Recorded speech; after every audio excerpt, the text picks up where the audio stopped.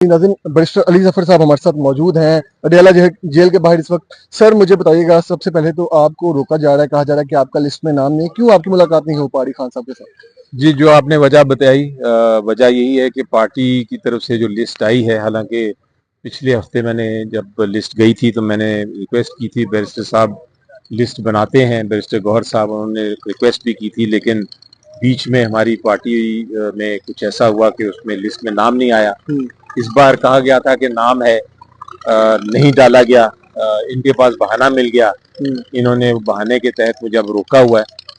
कोशिश तो मैं करता रहूंगा कि किसी ना सर किसी मुझे तरह बताएं कि क्या पीटीआई इमरान खान की गिरफ्तारी के बाद क्या इंटरनल मामला था, क्यों इख्तिलाफात इतने चल रहे हैं? अली अमीन गंडापुर साहब लाहौर गए, वहां पर आलिया हमजा साहबा जो कि पंजाब की चीफ ऑर्गेनाइजर है, उनको शामिल नहीं किया गया, और भी जो मामला चल रहे हैं, क्या वजह है इसकी? खान साहब यहाँ पर मौजूद नहीं है, जबकि पीछे से सबको जो है वो पार्टी को यकजा होकर खान साहब की रिहाई के लिए कोशिश करनी चाहिए, जबकि ऐसा बिल्कुल नहीं हो रहा। देखें, वजह इसकी ये है कि खान साहब जेल में हैं।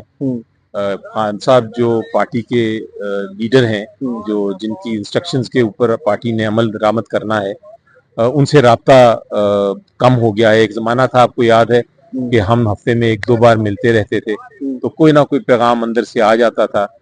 फिर एक मुहिम चली जिसमें ये कहा गया कि भाई कोई लोग अंदर जाएं, कोई ना जाएं। वो जब ये बात शुरू हुई तो उसके बाद से रिस्ट्रिक्शंस हो गई, फिर अंदर से मुलाकातें कम होना शुरू हो गई। तो ये जो कम्युनिकेशन का गैप है, ये जो खला है, उसकी वजह से जो है, ये जो पीटीआई के डायहार्ड लोग हैं, वो जो है अली अमीन गंडापुर साहब से नाराज दिखाई देते हैं, उसकी क्या वजह है? देखें जी, इस वक्त नाराजगी अपनी जगह, लेकिन कारकुन जो है वो चाहता है कि इमरान खान साहब बाहर आए।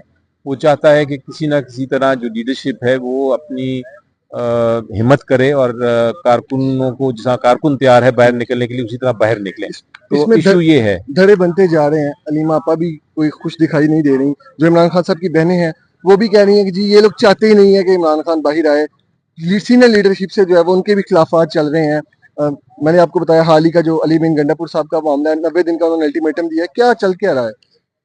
ये देखें, ये चीज़ें सॉल्व करने की है ज़रूरत। मैंने जैसा कहा कि इसका मेन वजह यही है सारी के कम्युनिकेशन नहीं है इमरान खान साहब से। तो उनकी इंस्ट्रक्शन जब एक बार आ जाती हैं तो फिर अब उस पर अमल दरामद होता है। सही। फिलहाल थोड़ी सी इनडिसीजन है। सही। अच्छा, डी चौक में तो अली अमीन गंडापुर साहब जो है वो चले गए, वहां कारकुनान को छोड़कर, बुशरा बीबी को छोड़कर, लेकिन लाहौर जिस तरह 400 गाड़ियों का काफिला लेकर गए, कैसे मुमकिन है कि जहां तो इस्लामाबाद तक उनके लिए आना मुश्किल था और एकदम से लाहौर गए?